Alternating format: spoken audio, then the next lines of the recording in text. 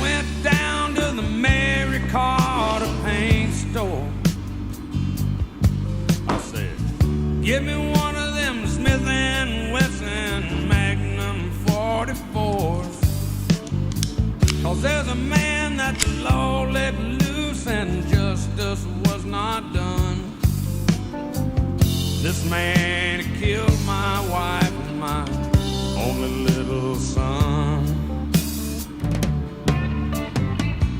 I'll never forget the way he looked all through the trial.